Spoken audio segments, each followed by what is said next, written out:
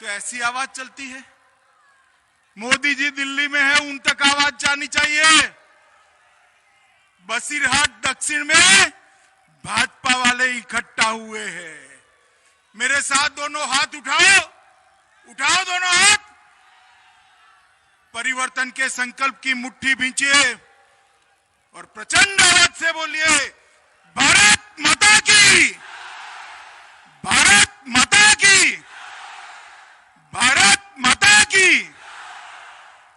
मंच पर उपस्थित तारकनाथ घोष जी, सुकल्याण वैद्य जी, जयंता मंडल जी, राजेंद्र शाह जी, श्री निमाई दास जी, श्री भास्कर सरदार जी, नारायण चंद्र मंडल जी, हमारे साथी केंद्रीय गृह राज्य मंत्री नित्यानंद राय जी, श्री विनोद सोनकर जी, श्री प्रदीप बनर्जी जी, श्री खिलेंद्र चौधरी जी, दीपेंदु विश्वास जी, फिरोज कमल गाजी जी और मेरे साथ आए हुए भाई संजय मयूख जी, और आज जिनको मिलने के लिए मैं दिल्ली से आया हूं, ऐसे बसीरहाट दक्षिण के मेरे प्यारे भाइयों बहनों माताओं और मेरे जिगर के टुकड़े जैसे युवा मित्रों,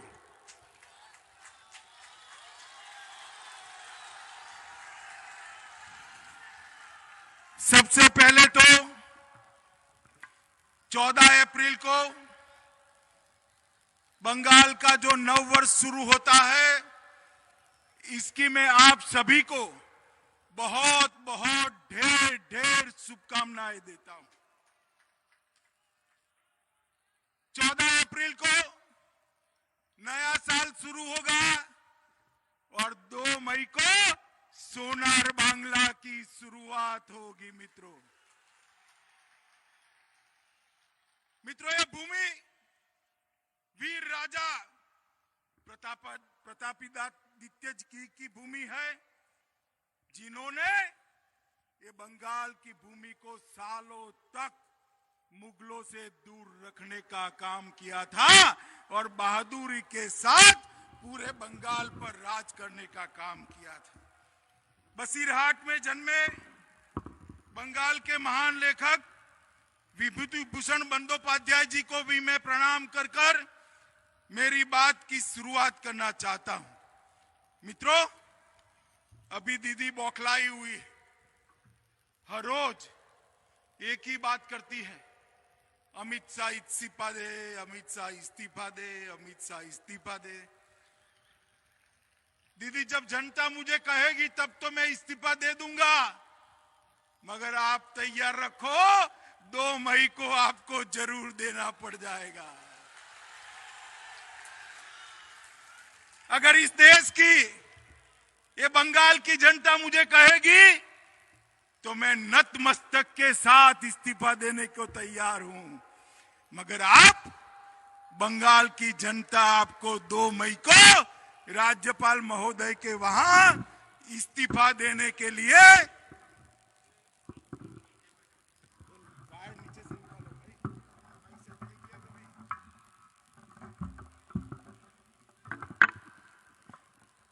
2 मई को 2 बजे आपको राज्यपाल के वहां जाकर इस्तीफा देना तय है, ये समझ लो।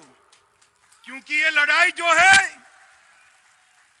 ये चुनाव जो है, वो भाजपा और टीएमसी के बीच का चुनाव नहीं है। बंगाल की माताएं बहनें, महिला शक्ति और तृणमूल कांग्रेस के बीच में चुनाव है।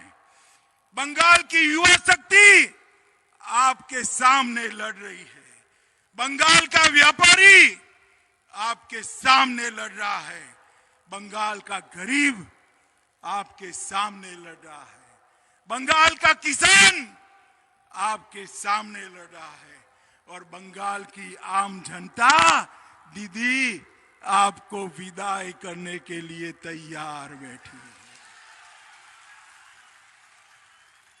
मित्रों, दीदी की विदाई तो निश्चित है, मगर मैं आप सबको एक अपील करने आया हूं। मेरी बात ध्यान से सुनना, मेरी विनती है आपको। दीदी बहुत बड़ी नेत्री है। 10 साल तक बंगाल पर राज किया है। देश भर में दीदी को सब जानते हैं। अब उनकी जो विदाई है वो छोटी मोटी अच्छी लगेगी क्या? अच्छी लगेगी क्या? जरा जोर से बोलो, अच्छी लगेगी? ये माताएं बहनें बैठी अच्छी लगेगी?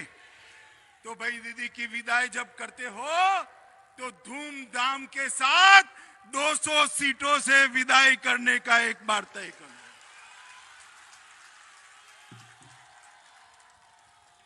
अब 199 सीटें तो पक्की है। ये बसीरहाट दक्षिण जोड़ दोगे क्या इसमें? जोर से बोलो, जोड़ दोगे? आइए हमारे प्रत्याशी आ गए, आइए भैया, ताली बजाइए सब लोग। हमारे प्रत्याशियों को सभी के सभी 6 के 6 प्रत्याशियों को प्रचंड बहुमत के साथ जिताकर भेजिए। भेजेंगे क्या? बैठिए मित्रों, अभी अभी चुनाव हुआ, चौथे चरण का। एक दुर्भाग्यपूर्ण घटना हो गई।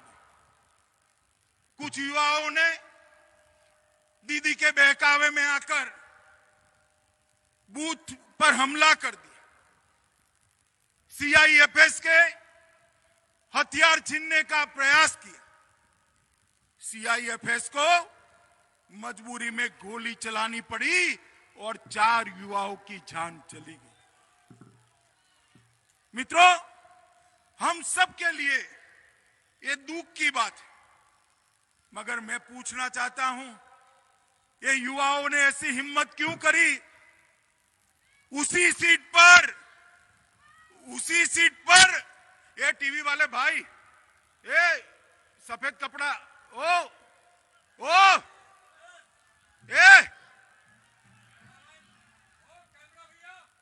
ईश्वर कर दो कैमरा ईश्वर कर दो, तुम ईश्वर कर दो। कुछ ही दिन पहले उसी सीट पर ममता दीदी की मीटिंग थी। उसने ऐलान किया, सरेआम माइक में ऐलान किया कि युवाओं, महिलाओं आगे आओ, सीएपीएफ को घेर लो, उन पर हमला करो। और दीदी आप तो कहकर चली गई व्हीलचेयर में बैठकर, मगर आपके कारण वो 4 युवा की मृत्यु हो गई, 4 युवा की मृत्यु हो गई। और मित्रों, उसी विधानसभा में उसी दिन सुबह भारतीय जनता पार्टी के एक कार्यकर्ता की मृत्यु हो गई। तृणमूल कांग्रेस के गुंडों ने दिन दहाड़े सुबह 7:30 बजे गोली मारकर हत्या कर दी। दीदी, आप ये 4 लोगों के लिए तो आंसू बहाती हैं, हाय तौबा करती हैं, कार्यक्रम छोड़कर वहां जाने की बात करती हैं। मगर मैं उनको पूछना चाहता हूं कि 5वां जो कार्यकर्ता मर गया भारतीय जनता पार्टी का, इसके लिए आपकी कोई जिम्मेदारी नहीं है क्या? भाइयों बहनों, इसके लिए भी दीदी के आंसू बहने चाहिए या नहीं बहने चाहिए? मगर नहीं बहे। आप पूरे राज्य की मुख्यमंत्री हो ममता दीदी, आपकी वोट बैंक की क्षति होती है तो आंसू आता है। ये राजवंशी समाज का युवा मर गया, आपके दिल पर कोई असर नहीं है।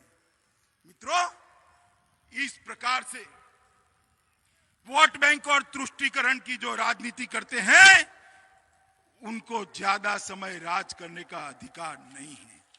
मित्रों, आज मैं यहां आया हूं, तब अभी थोड़े दिन पहले तृणमूल कांग्रेस की एक नेत्री ने बयान दिया कि ये दलित समाज के लोग, दलित समाज के भाई बहन स्वभाव से भिक्षा मांगने वाले होते। अरे दीदी, ये क्या कह रहे हैं आपके लोग? ये मतवा समाज, नामशूद्र समाज, ये राजवंशी समाज, गौरव के साथ जो लोग रह रहे हैं, आप उनको भिखारी कह रही हो, इनका अपमान कर रही हो। अगर दीदी जरा भी शर्म बची है तो वो आपकी नेत्री को आज ही आप बेदखल कर दो, मगर आप नहीं कर पाओगे। और इसलिए मैं आज यहां आया हूं दीदी को कहने के लिए, दीदी आप विरोध करती हो सीए का, क्योंकि नाम शूद्र समाज, मतवा समाज और शरणार्थियों को नागरिकता मिलने वाली है। मुझे बताओ भाइयों, बहनों, माताओं, युवाओं, ये शरणार्थी जो आए हैं उनको नागरिकता मिलनी चाहिए या नहीं मिलनी चाहिए? जोर से बोलिए, मिलनी चाहिए या नहीं मिलनी चाहिए? मुझे मालूम ही नहीं पड़ता ये दीदी को क्या तकलीफ है। हमारे बंगाली भाई नाम शूद्र समाज के, मतवा समाज के, अन्य समाजों के जो यहां आए हैं, शरणार्थी बनकर आए हैं, 70 साल से रह रहे हैं, उनको नागरिकता मिले, उसमें आपको क्या तकलीफ है दीदी? उनको तकलीफ है कि वो घुसपैठिए नाराज हो जाएंगे। मुझे बताओ भाई, 24 परगना वालों, घुसपैठिए बंगाल में रहने चाहिए क्या? जोर से बोलिए, रहने चाहिए? परेशानी होती है या नहीं होती है? दंगा करते हैं या नहीं करते हैं? मित्रों, आप मुझे बताओ, ये कांग्रेस, कम्युनिस्ट और दीदी घुसपैठियों को रोक सकते हैं क्या? ऐसे बोलोगे क्या? रोक सकते हैं क्या? कौन रोक सकता है? बीजेपी ही रोक सकती है। मित्रों, आप एक बार यहां भाजपा की सरकार बना दो, घुसपैठिया छोड़ो, परिंदा भी पैर न मार पाए, इस तरह की रचना हम कर देंगे। मित्रों, हमने तय किया है कि हमारी सरकार बनते ही सीए के खिलाफ जो प्रस्ताव दीदी ने किया था उसको हम वापस लेंगे। शरणार्थियों को उनके तहत मुख्यमंत्री शरणार्थी कल्याण योजना चालू करेंगे, उनको सालाना 10,000 रुपये की सहायता करेंगे, और जो किसान हैं उनको एक साथ दीदी ने रोका हुआ 18,000 रुपया जो मोदी जी ने भेजा है, सारे किसान को एक ही सप्ताह में उनके बैंक अकाउंट में डालकर 18,000 रुपया हर किसान के खाते में डालने का काम ये भारतीय जनता। मित्रों, हर बच्ची केजी से पीजी तक उसकी शिक्षा फ्री ऑफ कॉस्ट कर दी जाएगी। हर बच्ची को मुफ्त में पढ़ाएगी बंगाल भाजपा की सरकार। और ये माताएं बहनें बैठी है ना, अभी आप बस में या ट्रेन में जाती है तो टिकट लेना पड़ता है या नहीं लेना पड़ता है? लेना पड़ता है ना। अब दीदी को विदाई कर दो, 3 मई से टिकट नहीं लेना है, आपकी सारी यात्रा फ्री कर दी जाएगी। बंगाल का हर गरीब जिसको 5 लाख रुपए का स्वास्थ्य का खर्चा नरेंद्र मोदी जी देने वाले हैं, वो दीदी रोक कर बैठी है। दीदी के जाते ही हर गरीब को 5 लाख तक का स्वास्थ्य का सारा खर्चा ये भारतीय जनता पार्टी की सरकार देगी। मित्रों, हम इंफ्रास्ट्रक्चर के लिए भी ढेर सारा काम करने वाले हैं। 10,000 करोड़ की लागत से हर गरीब के घर में शुद्ध पीने का पानी पहुंचाएंगे। अभी मित्रों, दीदी के राज में 3 कानून चल रहे हैं। एक कानून है भतीजे के लिए, जिसमें कोई सजा का प्रावधान नहीं है। दूसरा कानून है घुसपैठियों के लिए, जिसका भी कोई सजा का प्रावधान नहीं है। और तीसरा कानून हम जैसे आम लोगों के लिए है, जिसके लिए सारी सजाएं बनी है। मैं आपको विश्वास दिलाता हूं, ये जिन्होंने भी राजनीतिक हत्याएं की, बुलबुल का पैसा खाया है, अम्फाम का पैसा खाया है, गरीबों के चावल बेच खाए हैं।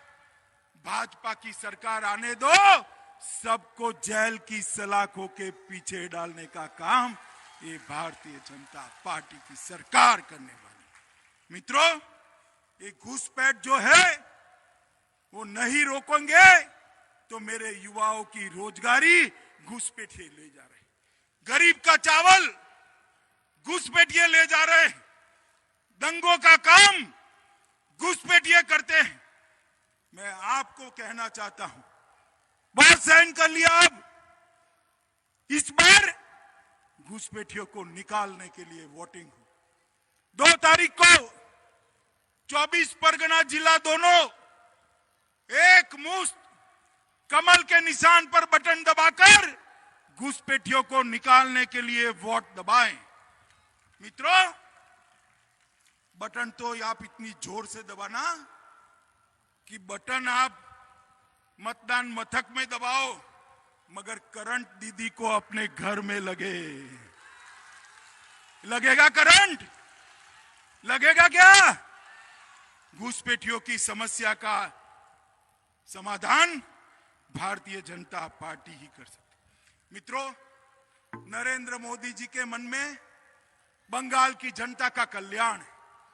हजारों करोड़ रुपया मोदी जी यहां भेजते हैं, 115 योजनाएं भेजी हैं, मगर नरेंद्र मोदी जी के मन में बंगाल की जनता का कल्याण है। दीदी के मन में भतीजे का कल्याण है, भाईपों का कल्याण है।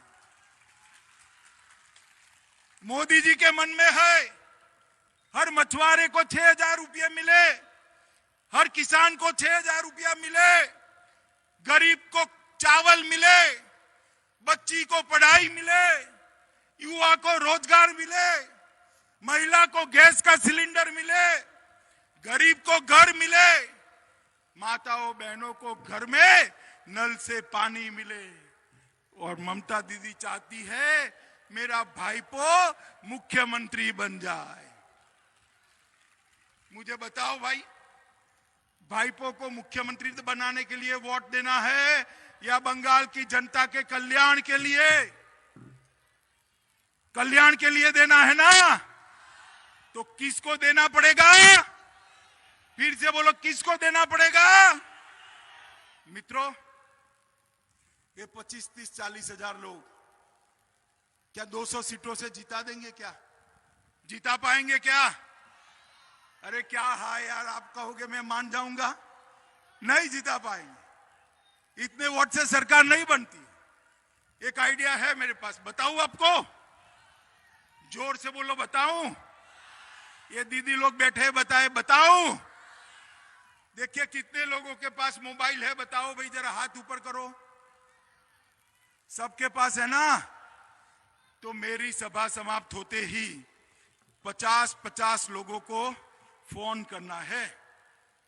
भाई को, भाभी को, बहन को, बहनई को, चाचा को, चाची को, मामा को, मामी को, फूफा को, फूफी को, दोस्त को, दोस्त के पिताजी को 50 फोन। कितने फोन कर कर कहना है कि घुसपैठियों को रोकने के लिए दीदी को भगाओ। क्या कहना है? दीदी को, ये बेरोजगारी दूर करने के लिए दीदी को, शरणार्थियों को नागरिकता देने के लिए दीदी को, दंगे रोकने के लिए दीदी को, अन्याय रोकने के लिए दीदी को, भ्रष्टाचार रोकने के लिए दीदी को, और दीदी को भगाना है तो कमल के निशान पर बटन दबाना है। समझ में आ गया? 50-50 फोन करोगे? पक्का करोगे? हमारे सभी प्रत्याशियों को प्रचंड बहुमत से जिताओगे? मोदी जी के हाथ मजबूत करोगे? 200 सीटों से भाजपा सरकार बनाओगे? तो मेरे साथ दोनों हाथ उठाओ भाइयों, माताएं भी उठाएं, और दोनों हाथ उठाकर मेरे साथ बोलिए, भारत माता की, भारत माता की, भारत माता की, वंदे वंदे वंदे।